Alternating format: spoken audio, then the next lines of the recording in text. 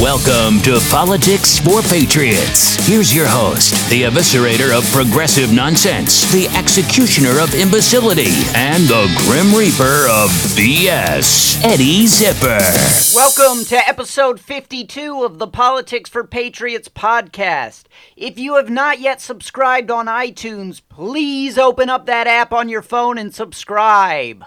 Never miss an episode, coming at you every Saturday and Wednesday. Not only do we obliterate liberal BS here, it's also educational. Before I launch into the show today, I want to send a big thank you to all the veterans out there who stand between our enemies and our ideals. Thank you to every single one of you for your contribution and for your service. Have a great Veterans Day weekend. All right, on to the show. Here's a story that's been lost amid the election madness that's happening in Florida and other parts of the country right now as they try to sort out the midterms and Democrats try to steal elections. Senator Jeff Flake of Arizona told Politico on Friday that he isn't ruling out a run for President of the United States. Honestly now, is there any possible response that anyone could have other than... President Jeff Flake is the big item on nobody's wish list. Instead of coal, which is fantastic and valuable, this is what Santa should cram into the stockings of the worst misbehaviors on Christmas Day. I'm sure there are just droves and droves of people out there who are just dying to drive through traffic to the polls and wait in a line so that they can cast a vote for Jeff Flake. Right, here is the one and only response to anyone who says that they are going to vote for Jeff Flake to be President of the United States. Go ahead. Throw your vote away! And even that is probably a little bit too kind. He says he hasn't decided if he's running, but you have to understand that that is more of a yes, I'm running than an I might not run. There's a reason politicians don't admit that they are running for president. And see, this right here, this is the part of the show that gets educational. The candidates, they go on these shows and the anchor asks, everyone wants to know, are you running for president? And the candidate always says, well, I'm considering it, or I'm taking a long, hard look at it, or whatever. Part of that is that you want to announce much later than when initial interest starts to kick in, because you don't want to peak too early, but that's actually a really small part of it. There's a much bigger reason that the candidates keep their intentions secret for as long as they do. Once you publicly announce that you are running, you can no longer coordinate with a super PAC. Back in 2015, gearing up for the Republican presidential primaries, Jeb Bush accidentally said that he was running for president, and he had to walk it back and consult with lawyers to make sure he didn't run afoul of the law.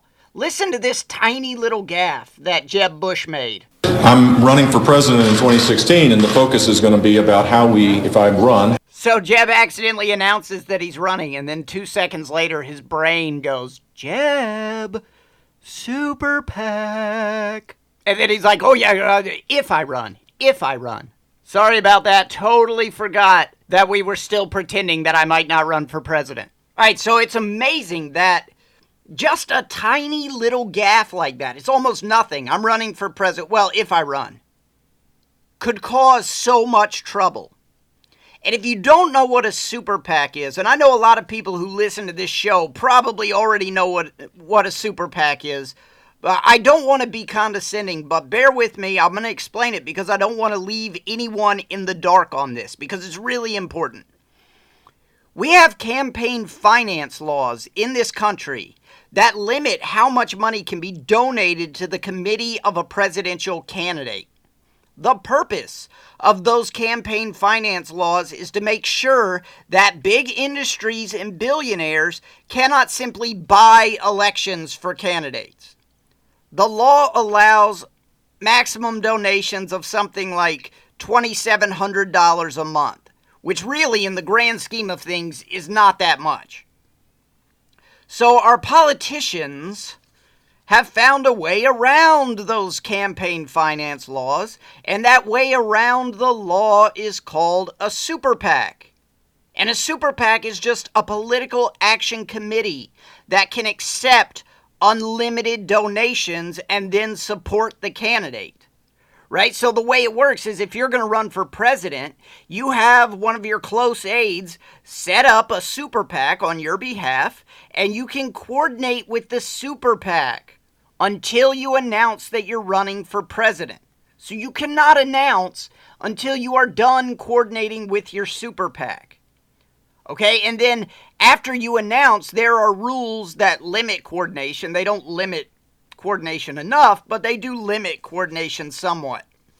And this is how Jeb Bush was able to raise $1 bajillion to run for president in 2016. Right? The average Republican small donor is not going to send Jeb Bush a donation of $100 or $50 or whatever. But oil companies, big insurance companies, people like that, they could not wait to drop millions of dollars on Jeb Bush.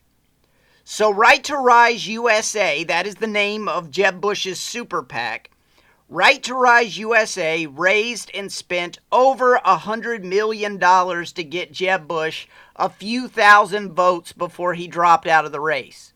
If you remember, during the 2016 primaries, if you watched Fox News, like if you were watching Fox and Friends in the morning after you woke up, you would see back to back all these Right to Rise ads that were running every morning. Every morning you see like 10 different Right to Rise ads. And they were mostly ads attacking Rubio. Some of them were attacking Trump. Right to Rise spent like $75 million on ad buys. That is a tremendous amount of money to spend on advertising. Right? And you would know because at the end it would always say, Right to Rise USA is responsible for the content of this message. I love laws that force people to say things in commercials that they're dying not to say. Like, Right to Rise would love to keep that secret, but it's the law that they have to disclose it. So at the end, they're like, Right to Rise USA is responsible for the content of this message. You know, it's like those medicine commercials that come on the radio, and at the end, they have to say, like, they play this soothing prescription medication advertisement, and it's like, if you take our medicine, you'll be feeling better in no time. And then at the end of the commercial, right after that, this voice comes on and it's like, side effects may include diarrhea or death. They don't want to say it, but they have to. It's the law. So Right to Rise USA spent over $100 million. I think it was like $120 million trying to get Jeb Bush elected president, or at least get him the nomination. They never made it far enough to try to get him to run for president in the general election. This was just in the primaries. So after all that money being spent, and that was just the money by his super PAC, his campaign spent millions of dollars as well. So Bush ended up winning 3 delegates after all of that spending. Not 300, not 30, 3 delegates. Please clap. Okay, so if you go ahead and you take into account all the money that Jeb Bush and Right to Rise spent on that election, and you divide it by the number of delegates won, Jeb Bush spent $53 million per delegate. I haven't done the research, but I'm going to go ahead and venture a guess and say those are the 3 most expensive delegates ever to cast a vote at a party convention in the history of the universe. $53 million each. To put that in perspective, President Trump had no super PAC. In fact, here's what he said at one of the debates about super PACs. And this was one of my favorite things that President Trump said throughout that entire campaign. And nobody else could say this, because everybody else in the Republican primary, all 289 of them, or however many there were, had a super PAC. And so Trump was the only one who could say, super PACs are a disaster. They're a scam. They cause dishonesty. And you better get rid of them, because they are causing a lot of bad decisions to be made by some very good people. And I'm not blaming these folks, but I guess I could. Very good people are making very bad decisions right now. And if anything comes out of this whole thing with some of these nasty and ridiculous questions, I will tell you, you better get rid of the super PACs, because they're causing a big problem with this country. Not only in dishonesty and what's going on, but also in a lot of bad decisions that are being made for the benefit of lobbyists and special interests. True that. All right, so I told you Jeb Bush spent $53 million per delegate. That's almost twice Kanye West's net worth per delegate. Think about how much money that is. All the money that Kanye West has times 2 is how much each of those delegates cost Jeb Bush. Trump spent per delegate $39,000. That's the price of Kim Kardashian's coat. So Jeb Bush spent twice Kanye's entire net worth per delegate. Donald Trump spent Kim's coat per delegate. Think about proportionality here. Think about the proportion of your entire net worth against the coat that you wear. If Senator Jeff Flake is going to run for president, he is certainly going to need a super PAC. I don't think I've ever met any small donor in my life who would send Jeff Flake one hot dime.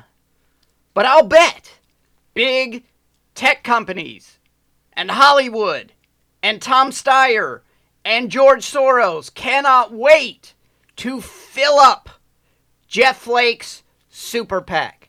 He'll be like Scrooge McDuck. He'll have a big money bin. He'll be able to dive in and swim around in all his gold coins, all his anti-Trump loot. This campaign was paid for by the 12 billionaires who hate Donald Trump.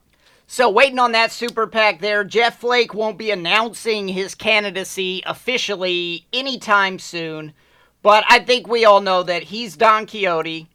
The media talking heads are Sancho Panza, and he is gonna go after that windmill.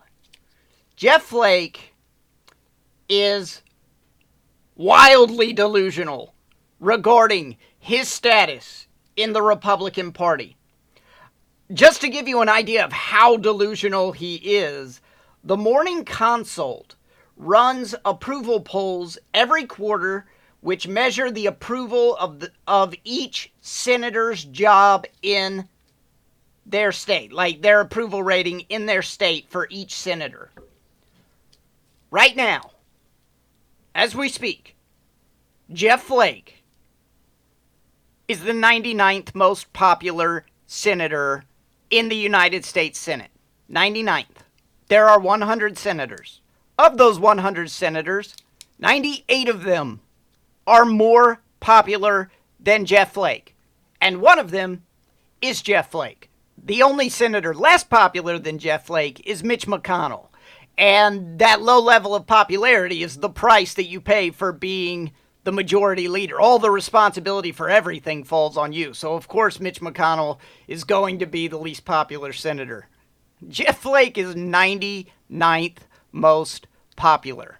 Criminal Bob Menendez, more popular than Jeff Flake. Now, this poll did not measure the approval rating of swine flu throughout the country, but I'm going to go ahead and guess that swine flu more popular than Jeff Flake. Okay, Claire McCaskill is more popular than Jeff Flake, and she is now the lamest of lame duck senators. She was defeated by Josh Hawley in last Tuesday's election, and it was not even close. She only took 45% of the vote. For a Senate incumbent, that is a shockingly poor result. And it was across the boards bad. compared to the 2012 Senate race, that's the race where McCaskill first won her seat. There are 114 counties in the state of Missouri, and in all 114 of them, the vote was more Republican in 2018 than it was in 2012. Every single county. So there you have it. Jeff Flake, less popular than that. Had he run for re-election as Arizona senator, we wouldn't be sitting around the Saturday after the election waiting for the outstanding votes to come in so we could find out who the winner of the Arizona Senate seat is. The race would have been called for Democrats the moment the polls closed. Flake's approval. And this poll is from October 2018, so it's not like it's some old poll that I'm just dredging up to embarrass Jeff Flake. This is brand new. It's from last month. Flake's approval is 32%. His disapproval is 49%. That is pretty horrendous, and deservedly so.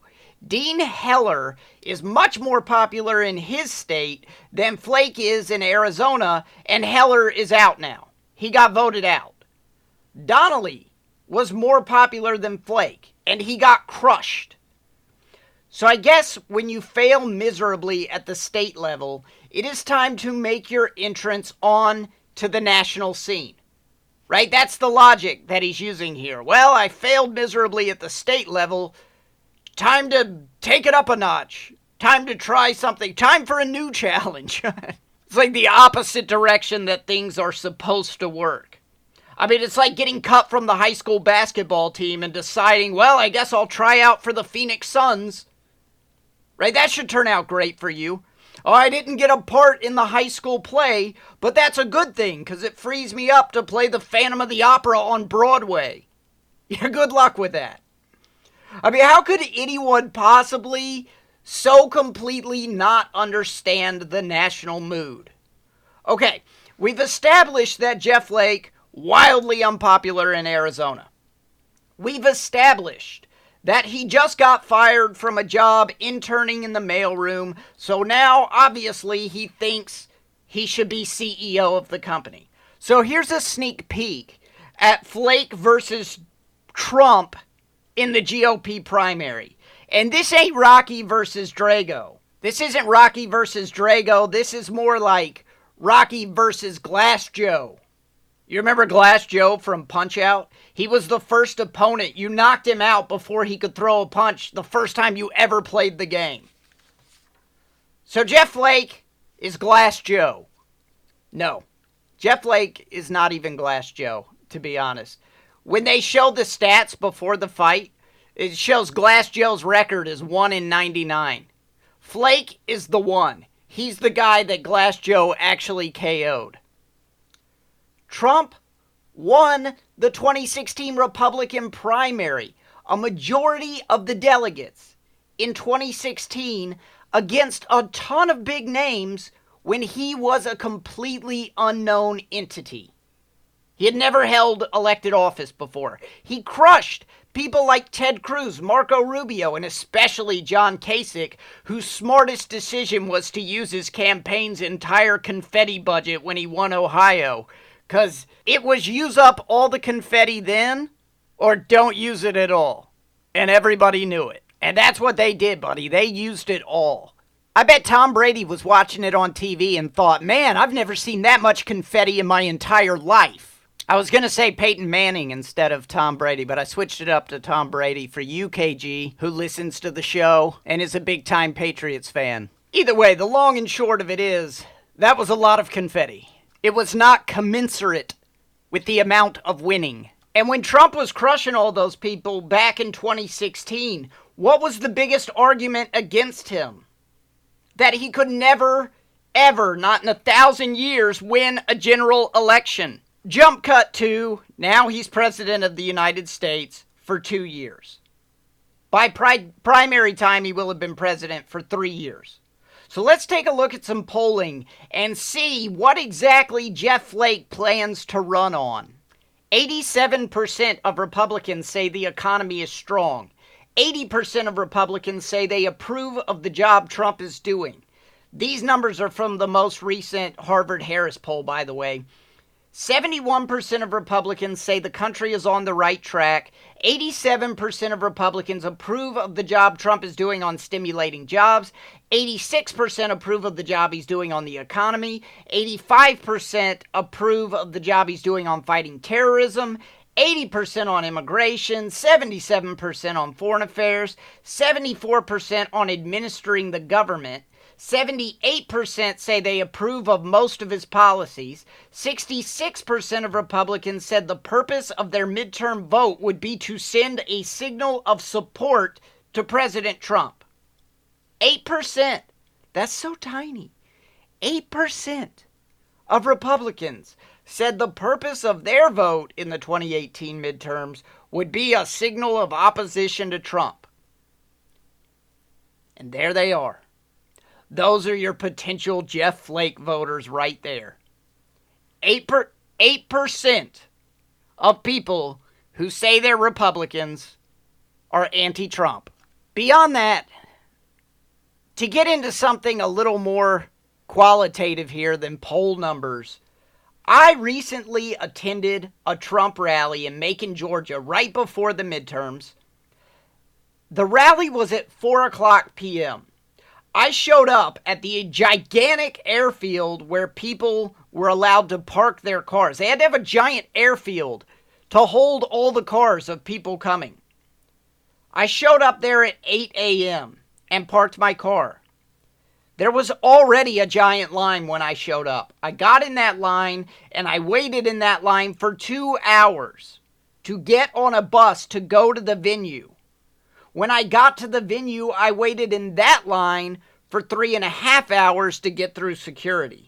Then I squeezed into an airplane hangar with thousands and thousands of people where you could not leave. If you left to go to the bathroom, too bad, you're not going to see President Trump. Okay? There was barely room in this hangar to move your elbows. And we stood there for 3 hours.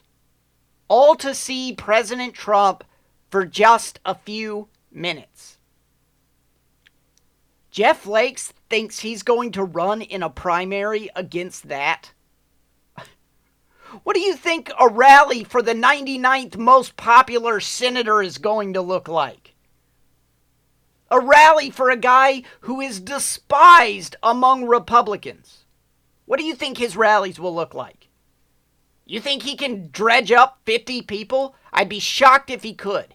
If it's 8% of Republicans nationwide, how many people do you think that is in your local area? It's like a dozen people. No, I take that back. It's like 0 people in your local area because these 8% all live in Washington, D.C., and they work at K Street media places. Or they're lobbyists for political action committees. That's who they are. They're the people. They're each person who donated $1 million to Right to Rise USA is somebody in this poll who's against Trump. I mean, you're seriously delusional if you don't see the problem with the optics of Trump having rallies with 50,000 people there or whatever, and your rally in a hotel lobby with a dozen lobbyists. See, Jeff Flake's big problem is that he's trying to chase after popularity and approval from a group of people who are phantoms. They don't actually exist. Okay, there's a word for these Republicans who hate Donald Trump, and that word is Democrats. I know, because they are all over the media as if they represent this huge slice of America, which they do not. If you believe they do, then you are just as delusional as Jeff Flake. So, Jeff, skip the primaries. Run as an independent in the general election. You'll do worse than Evan McMullin did. Okay, McMullin got less. You remember McMullin? You probably never even heard the name in your life, to be honest. McMullin got less than 1% of the vote when he ran, and Trump was an unknown entity who had never held elected office. Do you understand the difference between 2016 Trump and 2020 Trump? It's like the difference between Bedtime for Bonzo Ronald Reagan and 1984 Ronald Reagan. Pretty astounding difference. But these never-Trumpers, they don't appreciate that difference. They think he's still 2016 Trump. Wow, not even close. I'll go and see any candidate that comes near my house. I went and saw Donald Trump in Macon, Georgia in 2015, like late 2015, early 2016 during the primaries. And there was a big crowd. There were 3,000 people in an arena. But you know what? I got there like an hour early. I just told you my experience when I went to Macon to see him this time. That's the difference between 2016 Trump and 2020 Trump. Mega difference. Send the whole cabal of never-Trumpers to run against him. Who cares? It's like getting your bow and firing arrows at a Star Destroyer. The never-Trump mugwumps are still trying to fight a battle that has been over for years. Flake is going to run for president on the hope that Republicans are finally sick and tired of winning. But all he's going to accomplish is illustrating how wildly popular Donald Trump has become. There are millions of reasons Jeff Flake should not bother running for president, and they are called the American voters. All right, if you enjoyed the show, please, I'm begging you, go and subscribe on iTunes.